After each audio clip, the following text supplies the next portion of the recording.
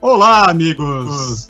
Sejam todos bem-vindos ao Globotechcast, o seu podcast de tecnologia, inovação, agilidade aqui da Globo. Nossa missão é atualizar você sobre o que está acontecendo no mundo da tecnologia, agilidade e do mercado, dentro e fora das organizações Globo. Prazer estar aqui com vocês hoje. Vitor Patané falando, para fazer essa troca hoje super bacana, mas... Antes disso, o recado dos nossos patrocinadores. Você mais ágil, Globotech, estratégia e tecnologia. É isso aí, vamos patrocinar para manter aqui a iniciativa. Galera, que bom estar com vocês aqui novamente. Hoje vamos falar de um tema que está super em alta, um tema sobre streaming além do HD. O que é esse streaming além do HD? Mas para falar sobre esse tema aqui, vocês vão ouvir muito aí aqui na Globo, vocês devem estar ouvindo no mercado, vamos ficar espertos sobre isso.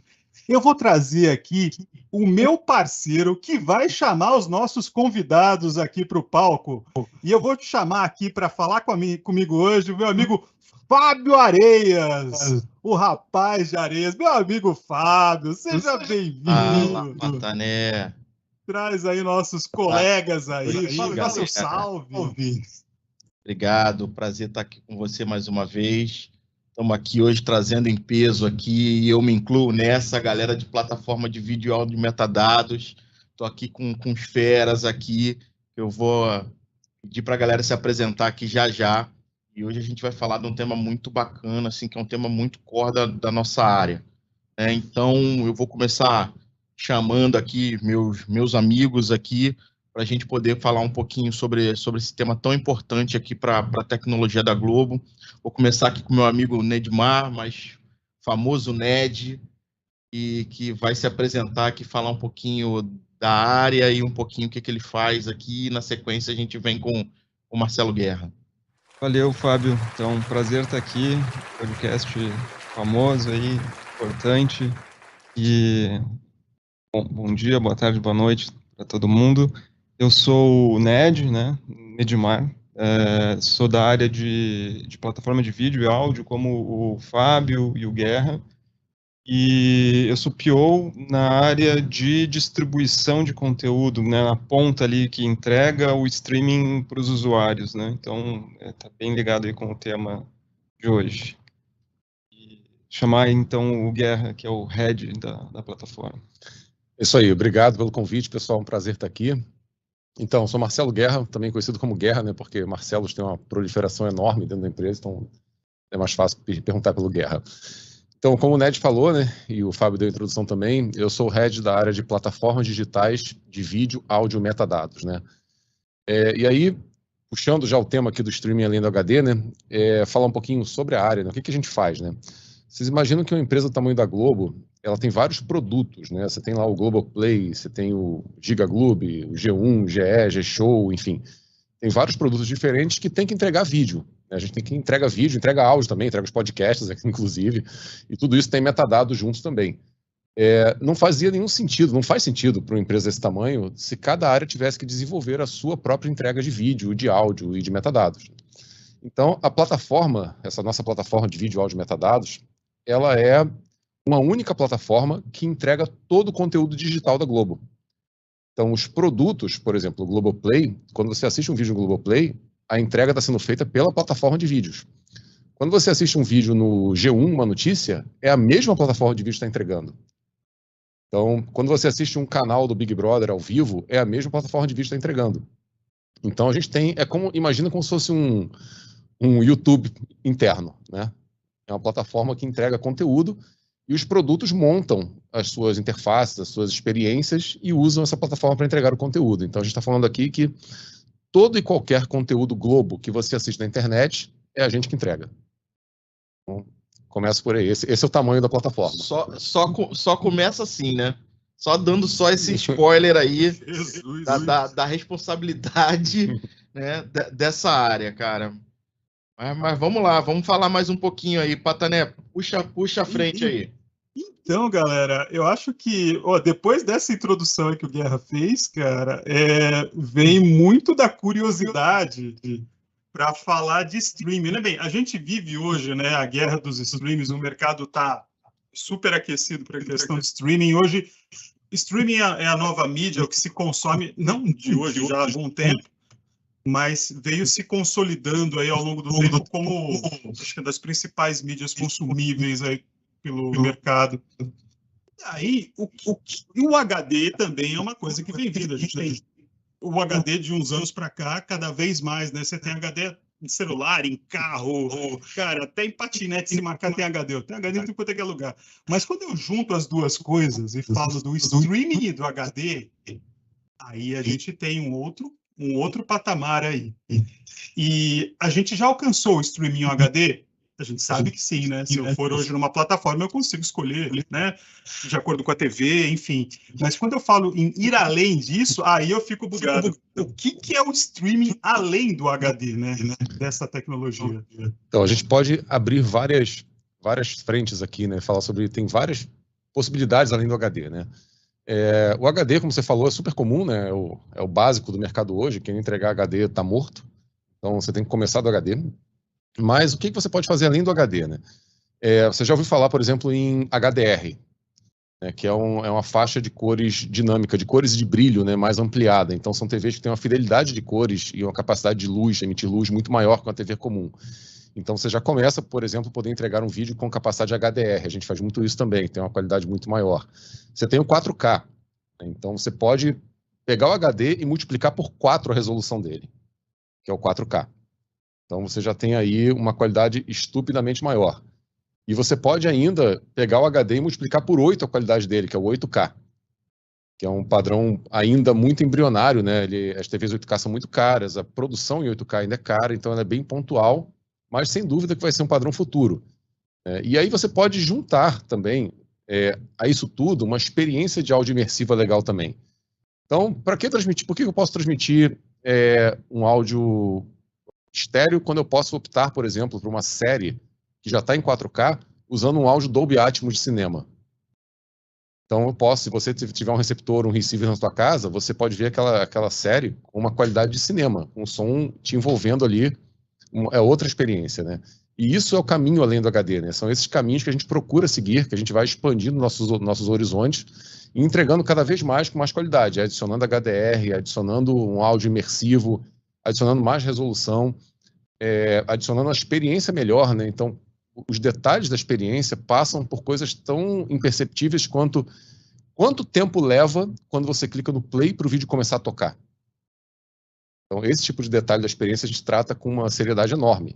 É medido em tempo real, o tempo todo tem target para ficar ali, né? A gente está avaliando o tempo inteiro, né? Então, tem muitas coisas que você pode ir além do HD e acho que você pode dividir aqui também os streaming, né, em duas grandes categorias. A categoria do streaming gravado, né, são programas que a gente chama de VOD, que é o vídeo sob demanda, e o streaming ao vivo. A gente faz muito essa divisão lá na Globo. O streaming gravado, ele obviamente tem uma possibilidade de pós-produção muito maior, né? Então são séries, novelas, uma coisa que foi produzida com muito esmero, chegou ali com uma qualidade absurda, com áudio Atmos e tal. E tem o streaming ao vivo, que é muito legal para eventos, por exemplo. Você teve agora, a gente acabou de ter o Rock in Rio, por exemplo. O Rock in Rio a gente foi muito além do HD. É um exemplo maravilhoso, né? Que a gente pegou o Rock in Rio e transmitiu ele em 4K HDR. Então a gente pegou a captação do Rock in Rio, que era para TV em HD. Tinha uma captação, na verdade a captação era em 4K, para a TV ela entregava em HD, mas para a gente ela entregava em 4K. A gente pegou essa captação 4K e botou numa live streaming em 4K para você assistir numa TV de 65 polegadas com uma qualidade absurda. Então, assim, isso... É um diferencial que, né, quem está na TV fechada, no broadcast, não tinha essa qualidade. Não tinha essa qualidade. Acho que foi assim... a gente já teve outras experiências assim, mas acho que em larga escala, com uma audiência grande, foi talvez a primeira vez que a gente colocou num streaming uma qualidade que é muito superior ao broadcast. Muito. Tem exemplo de 8K, né? O Pantanal tem alguns Isso, episódios, né? 8K, que é uma qualidade que você não vê em nenhum... O Pantanal, por exemplo, foi um lançamento, né, no ano passado, mas aí não é mais live, é um vídeo sob demanda, e que ele entrou em 8K. Então a gente teve o primeiro capítulo, foi como eu falei, o 8K é muito embrionário, é uma tecnologia que está chegando, é muito cara ainda, mas ele entrou em 8K, então você pegar uma qualidade de um vídeo 8K, cara, você chega perto da tela da TV, olha ali, tipo, você vê a trama do fio da camisa do cara. Entendeu? Você vê o... bizarro. Cara, é absurdo. É sinistro. O berrante lá do cara, você viu os arranhados do berrante, assim. Do chifre do berrante, assim, tá trincado esse berrante aqui, esse aqui já caiu. Aproveitando até esse ponto que o Guerra trouxe, a gente vai ter em breve um episódio mais específico sobre o 8K. Aguardem, que vocês vão estar ouvindo aí um episódio mais específico sobre 8K no Globoplay mais à frente. Mas, Fábio, eu não tenho nem TV para isso. Rapaz, eu lembro, muitos anos atrás, eu fui ver, eu estava trabalhando no Carnaval e a NHK montou um showroom lá na Avenida para conta da gravação do Carnaval, porque tem muito movimento, tem muitas cores e tal. Cara, eu saí da sala com os olhos doendo, assim, de tanta nitidez. Eu fiquei impressionadíssimo. A gente não tem olho pro negócio, cara. Bizarro. A gente vai ter que evoluir a biologia humana para conseguir usar o 8K, porque o negócio é tão fiel, né? Você tem que estar ou com óculos bom, uma lente de contato boa, que você for um pouquinho míope, alguma coisa assim, você não perde a experiência, né? Eu não reparo tanto essa diferença em resolução, particularmente, né? Mas das cores, eu acho que para mim é uma experiência. Isso é uma coisa curiosa, né? Porque algumas pessoas, a gente falando de percepção humana, né? Para algumas pessoas, por exemplo, você assistir um vídeo 4K, que não é HDR, ou seja, não tem uma faixa de cores expandida, uma faixa de brilho expandida, é uma experiência que não tem muita diferença em relação ao HD. E se você pegar um vídeo em HD e colocar ele com HDR junto, ou seja, expandir a capacidade de cores desse vídeo, né? O range de cores que ele alcança, expandir o range de brilho que ele alcança, a experiência acaba sendo melhor do que o 4K puro. É muito curioso isso. Guerra, isso é uma oportunidade para a Globo, cara. Vamos lançar um vídeo explicando como assistir conteúdos em 4, 8K e HDR. Já pensou? Na verdade, a tua TV seleciona isso sozinho, tá? Isso aí agora, entrando muito no mundo da tecnologia, né, cara? Pra você ver o trabalho que dá. Quando a gente entrega um vídeo, ele não é um vídeo, né? No vídeo 8K, por exemplo, quando o vídeo é gravado em 8K, a gente gera 36 versões desse vídeo. Porque quem tem TV 4K não pode receber um vídeo em 8, não vai tocar. Quem tem TV 4K que não é HDR também não pode receber o 4K HDR que não vai tocar. Quem tem TV HD pura tem que receber um vídeo HD puro. Quem está numa conexão de celular móvel na rua, que não tem banda suficiente para baixar um vídeo, por exemplo, em HD, a qualidade tem que diminuir para tocar, tem que ir para 720p um pouquinho. Então, para cada vídeo que a gente coloca no ar, a gente tem múltiplas qualidades de entrega. Aí você dá um gancho para um lance que eu estava querendo perguntar e um pouquinho mais direcionado aqui para o Ned. Como é que a gente entrega essa parada toda aí, cara? Essa quantidade, essa qualidade. Aí o Ned fala. Aí, Ned, puxar a brasa aí dá uma aula aí. A Globo é um player grande, né? No mercado brasileiro é o maior e no mundo é um player muito grande, e entregar toda essa qualidade para uma população gigante que é a brasileira é um desafio grande, né? A gente vê grandes players, eles têm a sua própria CDN, né? Que é essa rede de computadores distribuída para ter uma experiência boa, né? A melhor experiência possível para os seus usuários. A Globo investiu em ter uma CDN própria desde a origem, acho, da Globo.com, né? Antes de chegar no HD, a Globo já entregava o seu próprio conteúdo com servidores próprios, e algumas empresas, né, com o surgimento do streaming, partiram para contratar serviços, né, CDNs públicas, mas a Globo continua na estratégia de ter sua própria CDN, que tem se mostrado uma estratégia acertada, e com isso a gente consegue entregar uma experiência para os usuários da Globo, né, para os telespectadores de internet da Globo, essa experiência até em 8K, né, chegando aí em resoluções muito altas. Isso é um diferencial enorme, né? Para o volume de conteúdo que a gente entrega para a população brasileira, a gente está falando da capacidade de milhões de plays simultâneos. A gente está falando de bilhões, na casa de bilhões de horas assistidas todo ano. Para esse volume é completamente inviável a gente depender de outra empresa para entregar nosso conteúdo. Então a Globo criou há algum tempo sua própria CDN, né, que é Content Delivery Network, que é a rede de distribuição de conteúdo, e muito mais do que uma você pensa num ponto de distribuição, né, a Globo foi expandindo com pequenos pontos, ela tem grandes pontos de distribuição, por exemplo, nas capitais, Rio, São Paulo, e ela foi expandindo essa rede pelo Brasil. Então hoje existem mais de 100 pontos de presença dessa rede no Brasil inteiro. E como é que funciona? Se você está na Bahia, por exemplo, quando você dá play num vídeo, esse vídeo não vai sair aqui do Rio de Janeiro para te entregar na Bahia. Porque você teria, como eu falei, um tempo que a gente chama de join time, né? Um tempo de você clicar no play, ele começar a tocar, até a conexão abrir aqui, chegar aqui, pegar o vídeo e te entregar. Então a gente tem cópias, que a gente chama de cache, nesses pontos de presença mais perto de onde o consumo acontece. Então, toda vez que você dá play num vídeo num estado, ou fora do Rio, São Paulo, você está recebendo um conteúdo perto de você. Isso melhora a tua experiência como um todo. Então, a gente garante sempre que tem cópias dos conteúdos mais consumidos perto de onde o consumo acontece, né? E aí tem várias lógicas de entender onde que o conteúdo é consumido, o que é consumido por cada estado. Então tem algoritmos que ficam identificando, tem uma série, por exemplo, que vai começar a ser consumida mais no local do que no outro, então você faz a cópia primeiro para ali, depois para lá e vai. Então você vai replicando esse conteúdo para garantir que qualquer pessoa que dê play naquele vídeo vai receber o conteúdo do ponto mais perto possível. Isso então, peraí. Eu estou entendendo que eu tenho vários pontos de presença, né? Na minha época eu chamava de POPs, né? POPs, são POPs ainda. É porque eu não quis falar sigla direto, mas são POPs. Na minha época de infra eu chamava de POPs. Então eu tenho vários POPs que estão recebendo, entre aspas, assim, cópias desse conteúdo para poder ficar mais perto da ponta para poder replicar. Em resumo é isso, a gente está diminuindo. É isso. A mágica aí é copiar o quê, né? Porque senão imagina se a gente tivesse que copiar tudo. É inviável, né? Uma infra são petabytes de vídeos que a gente tem, então... Nessa história de POPs, a Globo também tem se alavancou, né, numa coisa única da Globo, que é essa quantidade de afiliadas, né? Então, a Globo tem cerca de 40 afiliadas, eu acho.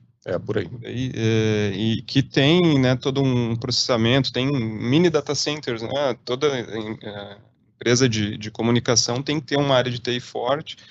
E a gente se apoiou, então, nesses mini data centers, né, para deployar POPs da CDN da Globo nessas empresas que estão em todos os estados do Brasil, além de também colocar servidores dentro dos provedores de internet, né, então, tipo, provedores grandes, né, a gente faz esse estudo de quantos usuários tem, né, cada provedor, em que localidade eles estão, se faz sentido ter um servidor, né, criar um mini POP também dentro da infra do provedor.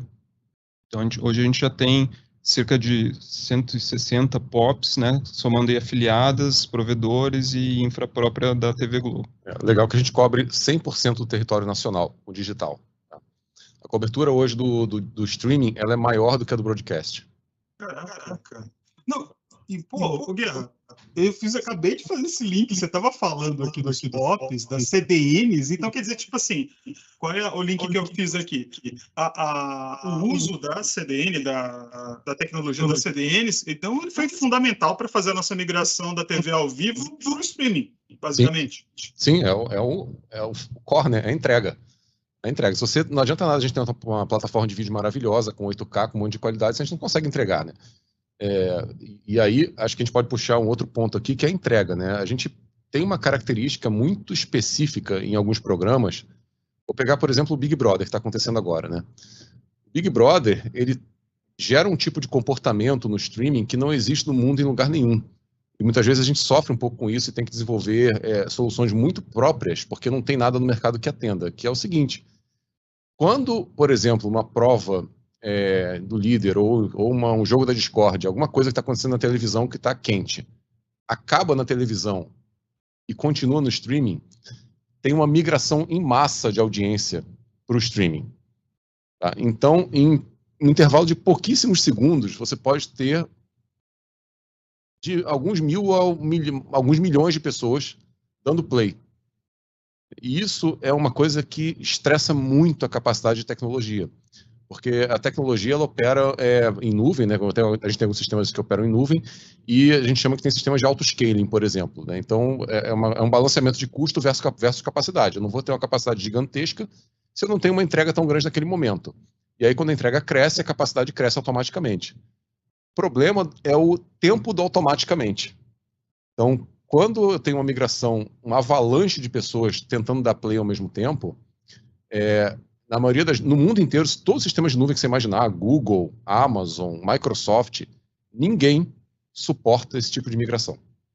Ninguém. Se a gente botar na mão de qualquer um desses, a gente usa algumas estruturas em nuvem, né? Mas numa avalanche dessa, que a gente chama de rajada. Se essa rajada acontecer, o auto-scaling desses sistemas, eles não conseguem acompanhar o volume de gente que está entrando. E aí o resultado é não entregar, a pessoa começa a tomar erro. Isso acontece com várias plataformas de vídeo, tá?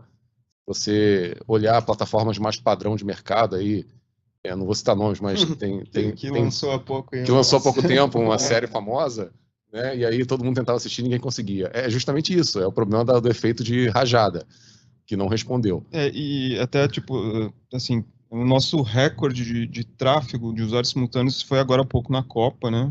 Mas é um cenário um pouco mais parecido com outros players, né? Que a gente conhece bem, e não é essa rajada. A gente até pode chamar de rajada também, né? Da entrada de um jogo da Copa, ou de uma Black Friday que vai push notification para todo mundo, mas aí a gente ainda está num outro patamar, porque literalmente em poucos segundos milhões de usuários iniciando um streaming, né? Você pensa ali num push notification, pode ter lotes, ou nem todo mundo clica, vai ver a notificação no mesmo momento, né? É outro cenário, né? Quando o programa TV acaba, é um corte único sincronizado para todo mundo. E aí todo mundo vira, né? E você tem que lembrar o seguinte, né? O streaming, ele não é igual ao broadcast, né? Que você tem uma antena transmitindo e não importa quantas pessoas estão recebendo. O streaming, cada usuário está com uma conexão aberta com o servidor nosso. Cada um tem um canal único com o nosso servidor.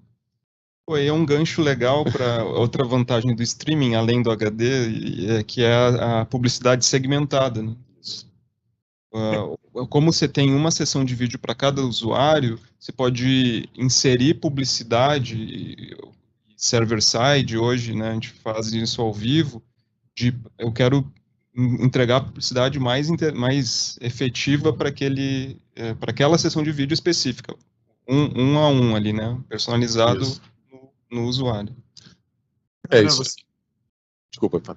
Não, eu tava só prestando atenção, vocês falando aí do streaming, eu lembrei, quando eu trabalhava com administração de rede, tinha uma coisa que o pessoal chamava de DDoS, que era justamente isso, quando tinha aquele... É quase isso.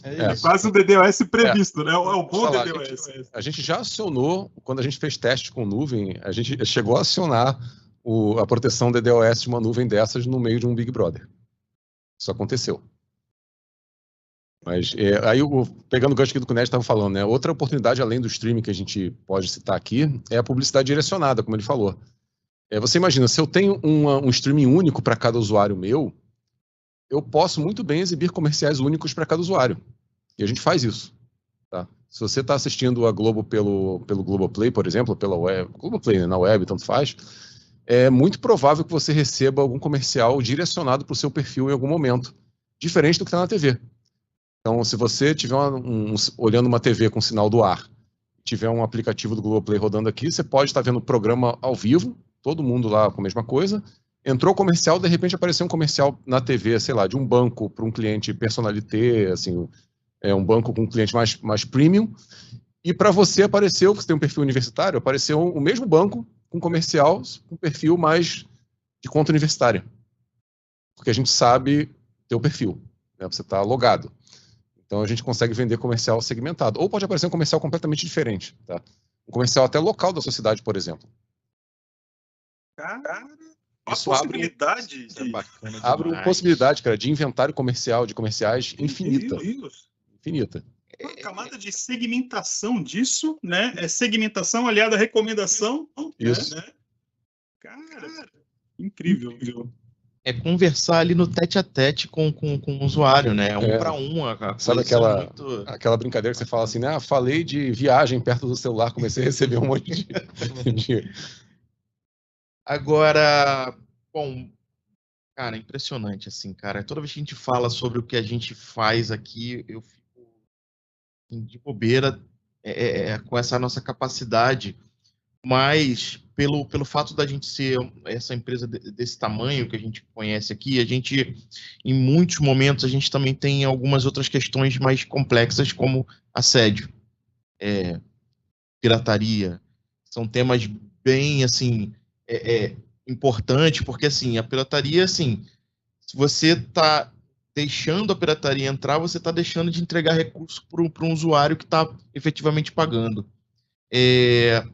E aí eu queria direcionar aqui para o Ned, assim, o que a gente hoje, obviamente, dentro do escopo de coisas que a gente consegue e pode falar aqui, o que a gente hoje está fazendo nesse aspecto de pirataria, antipirataria, na verdade.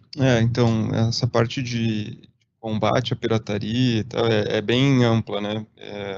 A parte que tem mais relação com o meu trabalho é no digital, na internet, e na parte de consumo do vídeo em si, né? Porque tem a parte de compartilhamento de conta, de senha, né? Fraude de cartão, tem um mundo aí de formas de se fraudar, né? Um produto digital. Na parte de CDN, acho que dá para dividir em dois grandes tópicos, né? Que uma é proteger o conteúdo em si, né? Na produção do conteúdo, na hora que você está empacotando para a internet, você embaralha os dados ali, encripta, né? Criptografa com uma chave ali que é o famoso DRM, que é uma estratégia que a maioria dos players usa, né? Para, se o cara conseguir baixar, ter dificuldade em conseguir baixar uma cópia, né? Fazer uma cópia do tempo de quando pirataria era cópia de DVD e tal, o DRM nasceu dessa época, né? Então, mas é para dificultar a cópia do conteúdo e a reprodução ilegal, né? A outra grande frente é proteger a distribuição em si, né? Como que o usuário vai chegar numa URL de vídeo, né? Um link ali que o seu player consegue tocar. Essa é a parte que a gente tem trabalhado mais lá na minha área, a gente proteger com um token, né? Um token único do usuário, a gente sabe que aquele usuário vai conseguir tocar o vídeo e nenhum outro. Mesmo assim, o cara meio hacker, né? Porque aí também tem distinções interessantes. A gente pode separar em bons usuários com maus comportamentos, que é o cara que compartilha sua senha ali, não, emprestou pro primo, né, pra tia, e tem o cara que é um mau usuário com mau comportamento, é esse cara que já dá uma mini hackeada ali no seu player e descobre esse link e tal e compartilha. Então aí também tem formas da gente combater esse comportamento não correto, né? Mas, assim, são várias... aí, também, se eu entrar muito nos detalhes, vai facilitar a vida não pode entregar. Não pode entregar. Não. É curioso, né? Porque, assim, você tem hoje... Essa semana eu li um anúncio de que, falando, assim, dos nossos amigos da Netflix, né? Estão começando a ficar mais restritivos no compartilhamento de senha. Né? Que foi uma prática, assim, até então, totalmente livre, né? E a gente passa pela mesma situação aqui. Então, compartilhamento de senha é ruim para todo mundo. A gente tem conta família e tal, ok, mas, tipo, o que falou, distribuir a senha para um grupo de amigos no WhatsApp não é legal e a gente consegue claramente ver isso acontecendo. A gente vê, às vezes, um único usuário logado com consumo no Rio, São Paulo, na Bahia e Maceió. Entendeu? Então, claro, a gente sabe que isso acontece, a gente tem todo o mapeamento visível e assim, o sistema de proteção ele vai evoluindo, né? E com o tempo a gente vai bloqueando esses usuários, né? Tem termos de uso do aplicativo que tem que ser seguidos. Então, se o cara começa a fazer isso, é temporário. Em uma hora ele vai tomar um bloco ali e vai cair.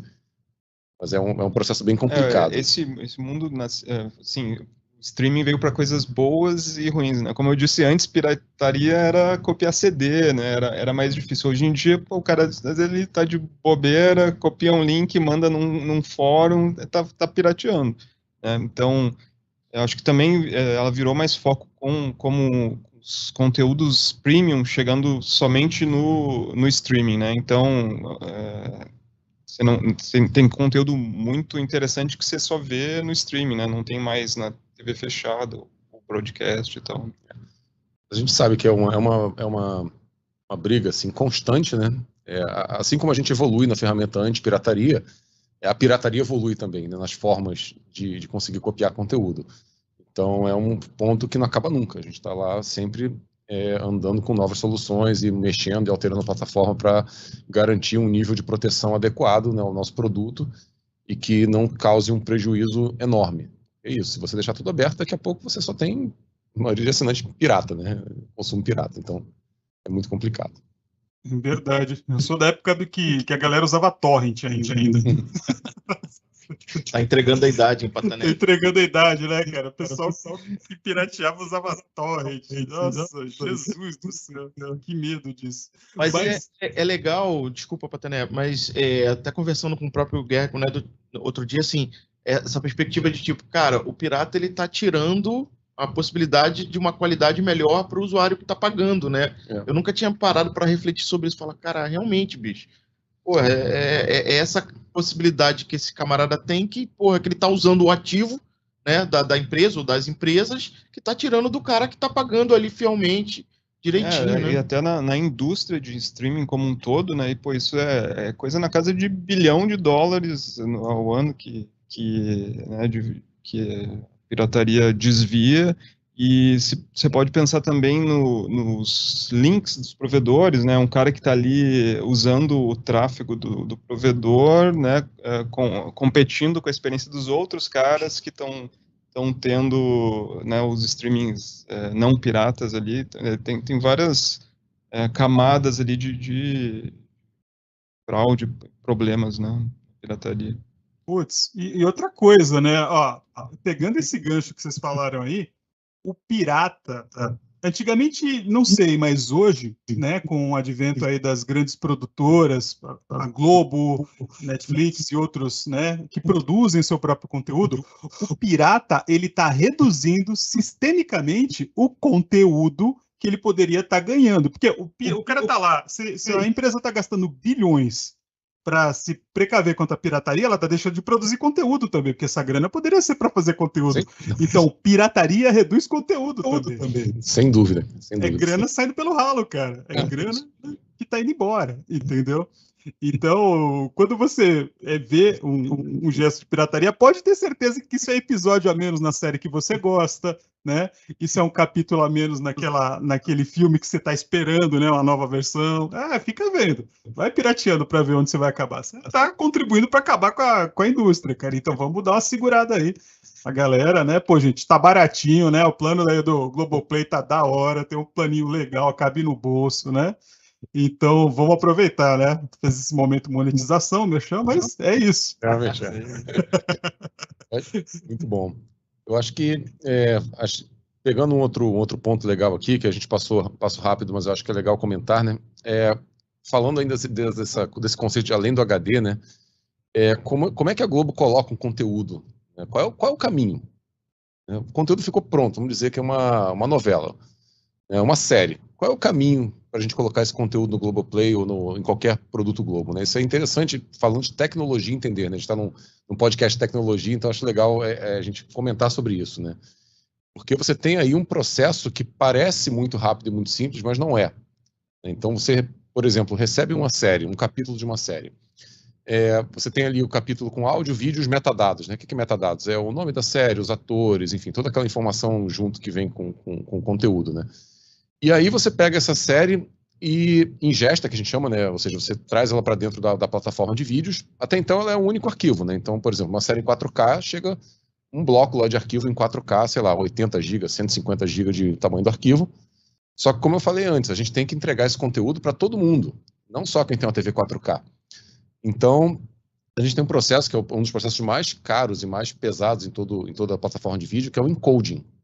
A gente pega esse vídeo e transcodifica ele para um monte de padrões. Como eu te falei, o Pantanal 8K, primeiro capítulo, tinha, se não me engano, 36 versões diferentes do mesmo vídeo.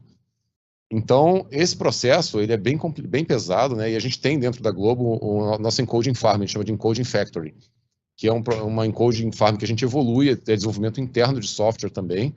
Então, a gente tenta sempre estar ali fazendo o encoding o mais rápido possível né? Porque tem um timing do negócio também. Então não adianta nada eu falar, a série tem que lançar amanhã, a gente recebeu ela hoje, não, mas para encodar isso aqui eu levo 48 horas. Isso não funciona, né? Então a gente tem que ter um encoding rápido, de qualidade, que gere um monte de versões diferentes do mesmo vídeo para que todo mundo possa consumir. Esse é o segundo passo depois do ingest do vídeo, né? É encodar. Quando o vídeo é encodado, você sai ali com um monte de versões. O que a gente faz depois? A gente entrega para CDN. A nossa CDN vai e tem lá o que a gente chama de Origin Server, que recebe esse conteúdo, né, para que ele seja streamado. Então, você tem, sei lá, 15 versões para um vídeo 4K, talvez 15, 16 versões de vídeo diferentes, indo para a CDN, né, e quando você aperta o play, você tem toda uma negociação. O player também a gente desenvolve, tá? Então aquele playerzinho que você aperta o play também são os nossos times de players que a gente desenvolve. Tem times de player iOS, player Android, player para Smart TV. Quando você aperta o play, acontece toda uma negociação ali em milissegundos, mas que é essencial para entregar com qualidade e além do HD. Que negociação é essa? O player vai ver que dispositivo é o teu, o que você está tocando, né? E aí ele vai escolher, com base nas versões que a gente tem, a melhor versão possível para o seu dispositivo com a banda de internet que você tem naquele momento. Então, quando você aperta o play, a gente tem que escolher qual é o melhor vídeo para você, qual é a melhor versão para você naquele momento. Porque você pode estar num celular com uma conexão 4G horrível, ou você pode estar na tua casa com uma Smart TV com uma internet de 500 MB. E aí a entrega vai ser diferente. Então, no momento do play, existe uma negociação ali rápida, que o player mede lá a capacidade do teu device, né, quanto é que ele tem de memória livre, qual é o processamento dele, faz um teste de banda de internet rápido e tal, e começa a entregar. Você já deve ter reparado que muitas vezes você dá play no conteúdo, isso acontece em qualquer plataforma, né, e começa meio borrado, meio quadriculado pixelado, e tal, né? Pixelado, e alguns segundos depois você melhora, aí melhora, aí melhora. Isso acontece porque a cada mais ou menos 5 segundos, o nosso player faz esse teste de novo, com o vídeo tocando. Então, o tempo inteiro, a gente está testando para ver se te entrega a maior qualidade possível. Aí vamos supor que você tem filho em casa. Você está assistindo lá uma série 4K linda, né? Está assistindo qualquer série super legal e tal. Desalma, por exemplo, uma série 4K muito legal, que tem som Dolby Atmos, inclusive. E aí teu filho ligou lá o videogame, um Xbox, e começou a jogar loucamente, né? O que acontece com a tua banda de internet? Atualizou o jogo. Atualizou o jogo, O que acontece com a tua banda de internet? Começa a ficar mais restrita, né? Você não tem mais tanta banda disponível na tua conexão de internet. Nesse momento, o player vai perceber que a tua internet está começando a ficar restrita e vai começar a pegar a versão do vídeo de menor qualidade. Mas, detalhe, isso com o vídeo tocando sem interromper. Tá? Então, a gente vai sincronizando, todos os múltiplos vídeos são sincronizados no tempo, e a gente vai saltando de um para o outro, de acordo com a capacidade de entrega que tem para você. Isso acontece para cada pessoa que está assistindo cada vídeo. Minha Nossa Senhora do Buffer, hein? Jesus! Caraca! Se tudo der certo, não tem buffer. Se tudo der certo, não é para ter buffer, né? Quando algo dá muito errado, aí você vê lá o loading, né, o bufferzinho. Quando isso acontece é porque a falta de capacidade foi tão grande que não deu tempo do player reagir e baixar a qualidade. E aí ele entra em buffer e aí ele pega uma qualidade bem mais baixa e começa tudo de novo. O Guerra estava falando desse lance de produção, né? Eu lembrei que também uma peculiaridade da Globo também, que eu acho que é meio única, né? Que a gente tem, se pensar as outras produtoras de conteúdo, geralmente, eu imagino, né? Que eles, terminou o episódio, vai para uma pós-produção, né, 1000 etapas, tem uma semana para publicar na internet. Na Globo, você tem episódios de novela que, cara, o diretor... A gente sabe que a novela muitas vezes acompanha ali uma obra aberta, né? A novela é uma obra aberta aqui. E aí tem episódio que a gente não sabe o episódio no dia. Ali. Então a gente vai saber efetivamente o episódio ali na hora da novela, no prime time, e a gente tem o que a gente chama de SLA 0, aí acho que o Guerra pode falar melhor. Então, é isso que está falando, né? Muitas vezes, principalmente no capítulo final de novela de sucesso, né? A novela ela vai sendo escrita conforme ela está andando, é uma obra aberta. E aí acontece de você ter um capítulo para exibir hoje que não está pronto ainda. Isso é até relativamente frequente. Então, por exemplo, esse capítulo vai ficar pronto, sei lá, às 5, 6 da tarde para ser exibido às 9. E você tem todo esse caminho de pegar o conteúdo, ingestar, fazer esse encoding, que é uma coisa pesada, demora, né? Fazer o encoding, fazer os caches CDN, colocar esse conteúdo disponível, porque quando a novela acaba na televisão, a regra hoje é essa, né? Quando ela acaba na TV, ela tem que estar disponível no Globoplay, por exemplo. Então, qual é o desafio aqui? É fazer com que a gente tenha todo o processo de encoding, de cache, todo o processamento do conteúdo muito rápido, porque senão a novela acaba na TV e você perdeu o capítulo, você vai no Globoplay ver, ela não está lá. Caraca. Esse é o desafio. Então, são processos em paralelo. Quando um capítulo de novela fica pronto, às vezes a novela, se você pensar, ela é composta por blocos, né? Tem um comercial no meio ali. Então, ela geralmente são 4 blocos. 3 ou 4 blocos. Quando o bloco 1 fica pronto, muitas vezes, o bloco 3, 2 ou 3 não está pronto ainda. Só que a gente já começa a processar o bloco 1, antes de ter a novela inteira pronta, já começa a deixar as múltiplas versões de vídeo prontas ali, colocar no cache da CDN, fazer todo esse processamento, para garantir que, mesmo que o segundo ou terceiro bloco não esteja pronto, quando ela acabar na televisão, você vai dar play no Globoplay, o bloco 1 vai começar a tocar. Então, assim, é uma operação just in time, muitas vezes, que está no laço de não acontecer. E o desafio nosso como plataforma de vídeos é ser muito rápido nesse processo, para que você garanta que, na imensa maioria das vezes, lá um SLO de 99,9%, vai acabar a novela no ar e vai estar disponível no Globoplay. Isso é um desafio bem grande para conteúdo que é entregue em cima da hora. Guerra, eu tô de boca aberta aqui com o estudo de tecnologia, de verdade, e depois de ouvir isso tudo de vocês, fica até difícil pensar em futuro, sendo bem realista até. Mas se eu fosse ousado, vamos dizer que eu sou bem ousado, bem cara de pau, e fosse perguntar para você de futuro, de repente de uma TV 3.0, que diacho é isso? Como é que isso ia funcionar aqui? Porque para mim eu já estou na TV 1000.0 depois desse banho aí que vocês deram. Então vamos lá, assim, se você pensar o que é TV 3.0, né? Voltando um pouco no tempo, TV 1.0 é aquela TV analógica que a gente conhece, né? Era a TV antiga, de tubo e tal. E aí a gente veio para a TV 2.0, que é a TV HD, são os primeiros televisores HD, né, que a gente viu aí funcionando e tal. E a seguir a gente veio para um modelo que é meio híbrido, que é o 2.5, né, que é uma Smart TV que já tem capacidade de inserir conteúdo, às vezes misturar um pouco o conteúdo do streaming com o da TV, mas ainda é bem visível se você está no streaming ou se você está no broadcast, né, no sinal do ar. Então essa é uma TV que está no meio do caminho ali entre ser uma TV que está conectada à internet, mas ainda tem uma distinção clara do que é sinal no ar. Ou seja, você troca canal do sinal no ar, quando você quer assistir o streaming, você abre um aplicativo para assistir streaming. Então é bem isolado, né? A TV 3.0, que é um padrão novo que vem aí daqui a algum tempo, já está em desenvolvimento, a Globo, inclusive, participa ativamente da criação desse padrão, junto com outras emissoras, junto com o governo brasileiro. Então, a TV 3.0, ela une de uma vez o sinal do ar com o sinal da internet. Então, você basicamente não sabe de onde está vindo o que você está assistindo. E isso abre um mundo de possibilidades. Por exemplo, imagina um jogo de futebol, onde você tem os futebol sendo transmitidos pelo sinal do ar, então é um broadcast, tá? Só que você tem múltiplas narrações daquele jogo que estão vindo no streaming de áudio via internet. E aí você abre o broadcast ali e você pode escolher narrações de áudio variadas, até sem narração se quiser, né? E é uma mistura. E você está assistindo aquilo, você não sabe que o vídeo está vindo do ar e o áudio está vindo da internet. E aí entrou um comercial, o primeiro comercial que passou foi um comercial de rede nacional que veio via broadcast, o segundo que já veio pela internet, que é só para você, é direcionado. E você vai misturando isso o tempo todo. É juntar o melhor dos dois mundos. Exato. Né? O broadcast é muito interessante, assim, o streaming ao vivo é um negócio meio não tão um desafio, inteligente, né? Porque tu tá mandando o mesmo conteúdo para todo mundo. Né?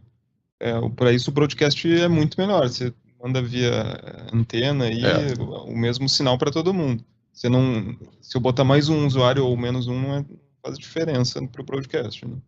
Então, assim, o que a gente vê do futuro é isso. É uma TV que, na verdade, eu assim, acredito que ela vai se parecer muito mais com um grande tablet, por exemplo, uma TV que tem aplicativos, né? Mas você não vai ter mais o conceito de canal. Então, você quer assistir a Globo, você vai entrar no Globoplay.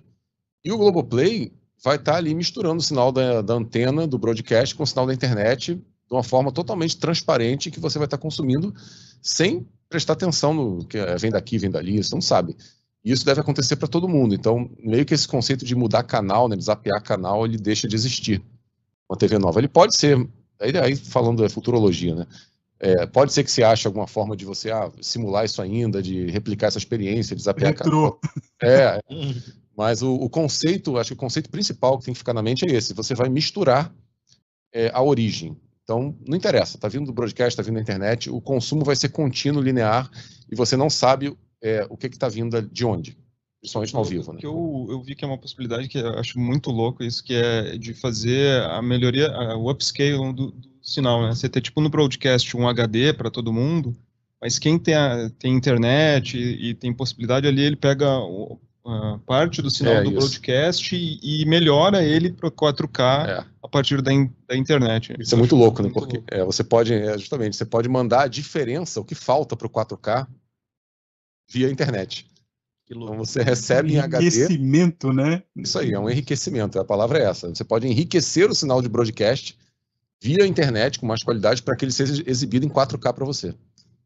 Cara, que fantástico. E falar também das oportunidades de publicidade, de gerar, né, cara? Que é um mundo vastíssimo, né? Você imagina, a segmentação é tão grande, você pode receber comercial, você pode estar assistindo um jogo e ver um comercial da padaria da esquina, cara.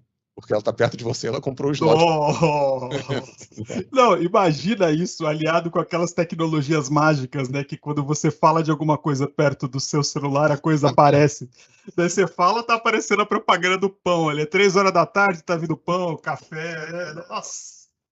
Gente, ó, eu poderia ficar aqui falando com vocês aqui até o fim do dia, porque isso é incrível, né? É um assunto que, tem muito pano para manga. Mas, infelizmente, como tudo na vida dura pouco, estamos chegando ao fim aí de mais um episódio do Globo TechCast.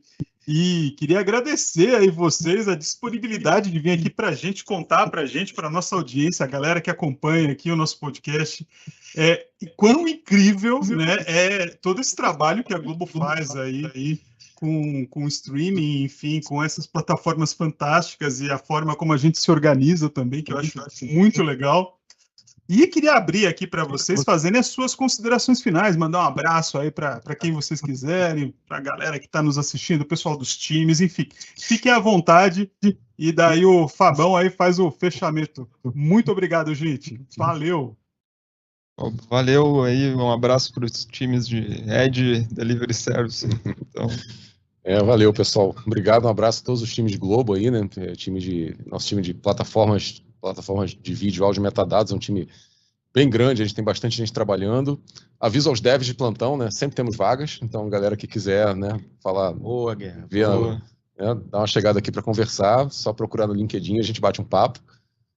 E agradeço a oportunidade, acho que é bem legal a gente conseguir, né, mostrar para o mundo, assim, mostrar num programa como esse, o que de tecnologia a gente tem, né? Porque acho que muitas vezes, quando você olha para uma emissora de televisão como a Globo, né, ninguém imagina que tem uma estrutura desse tamanho. A gente tem um time de desenvolvimento de software tão grandes, fazendo um trabalho tão legal, né? A gente pode hoje comparar qualquer outra grande plataforma de streaming do mundo, que assim, a estrutura de times, a estrutura de entrega de conteúdo é a mesma. Então, é muito legal poder mostrar isso e as pessoas conheçam, né, como a gente trabalha. Beleza, Guerra. Bom, eu queria agradecer aqui a presença de vocês, aproveitar um gancho do que você falou com um público externo, mas eu quero trazer também essa galera interna aqui de tecnologia ou não da Globo. Venha, traga um tema e não precisa... É para todo mundo. É um podcast verdadeiramente colaborativo. Você que é dev, você é o X, enfim... DevOps, vem aqui, traga algum tema, traga algum ponto, a gente está super aberto para isso. Mais uma vez agradecer Guerra e Ned, foi um prazer estar aqui com vocês. Aquele sentimento de vai chegando perto do fim, agora que tá ficando legal, agora que tá ficando envolvente aqui a conversa, a gente tem que fechar. Mas enfim, faz parte e outros virão por aí. Muito obrigado, gente, até a próxima.